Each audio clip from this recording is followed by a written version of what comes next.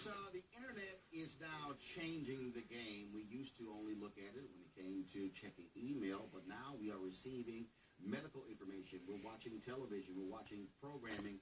And so this issue of the internet, how to deal with it, how it impacts you, came before the Federal Communications Commission, and yesterday they voted 3-2 to accept what is called net neutrality. Simply put, internet service providers can't give faster access to sites just because those sites pay an extra fee. This has been a contentious issue. More than 4 million people commented on this issue, one of the largest responses ever in FCC history. So what does it actually mean for you? Well, let's talk with one of those commissioners who voted yes on yesterday, Mignon Clyburn. She's back here on News One now. Commissioner, how you doing? Good morning. I'm doing well, thank you. All right, so this is a huge issue. It's affected the stock prices of cable companies. People have been talking about it. Like I said, 4 million people commented. How does this impact the person who's watching right now at home, the person who might be listening, who says, I'm hearing the net neutrality thing, I don't even know what it even means? It ensures certainty. Certainty not only for broadband providers, but certainty for the consumer. What has been happening is small businesses, individuals, when and if their experience has been less than ideal, they did not know why. There was uncertainty. They didn't know if their internet was moving a little slower on their mobile device or at home, what that meant.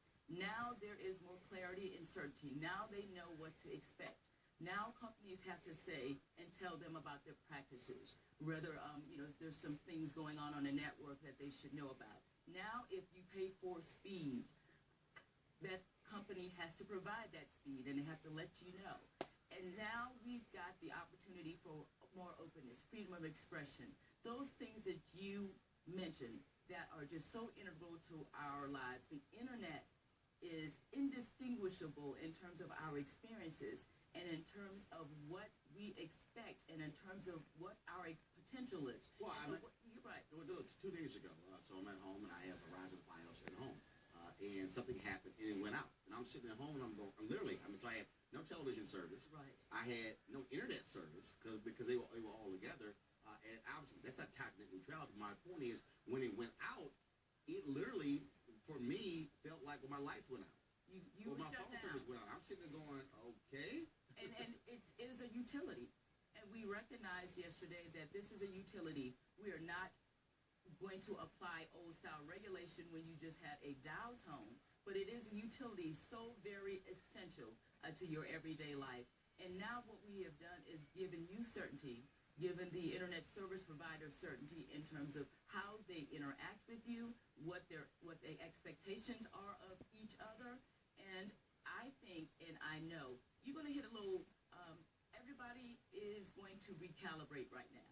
The markets are going to react, individuals are going to react. This has become extremely emotional for almost everybody in this space. How do you respond to people who say this is government overreach, the government jumping into this particular issue, they should not be involved in it, that they are interfering with private practice, and you've had folks like Mark Cuban, who was one of the internet internet pioneers. You've had your major companies. You've had some groups who focus on minorities who say this is going to negatively impact minorities. Very few companies and very few individuals want rules to govern them. But rules are necessary for everyone. If you do not have clear rules, then you as a consumer will be frustrated because you will not understand what your expectations are. You will not realize your potential because there will be uncertainty.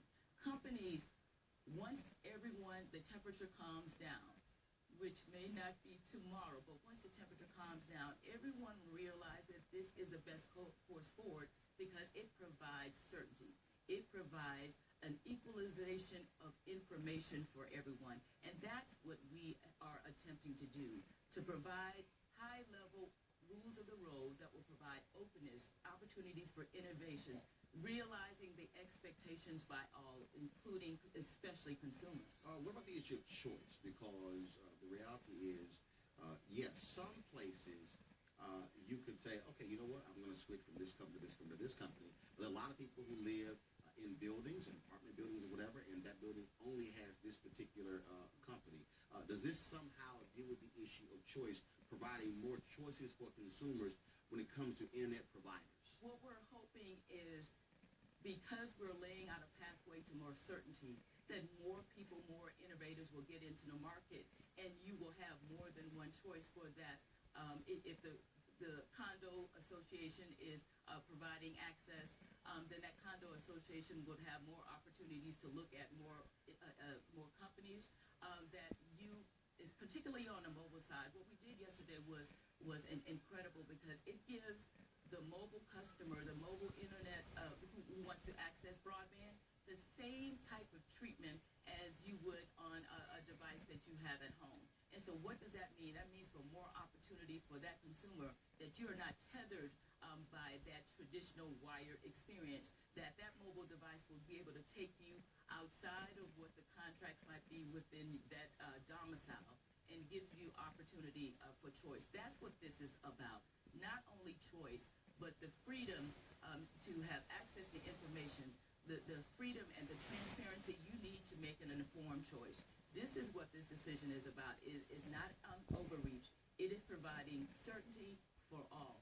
And if you don't have certainty for all, you will not be able to enhance your educational experiences online.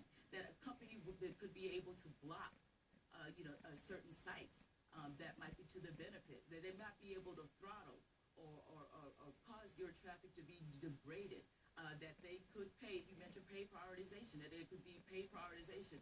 We have taken that away from the internet service provider and say these things are unacceptable for investment purposes, as well as for purposes for consumers to be able to engage. 30 seconds left. So does this essentially say that, so if we have our site news1.com and we are driving video out, that we are not going to be in a position to where a Netflix or Hulu or an NBC or an ABC or CBS, they get to spend money to go faster, ours is slower, and then the consumer goes, man, your video is a little slower, I'm going to go over here. This is about treating traffic equally, and this is about ensuring that if my internet service provider does not have a relationship with you, that they will not degrade your service, because this is a lawful exchange between us.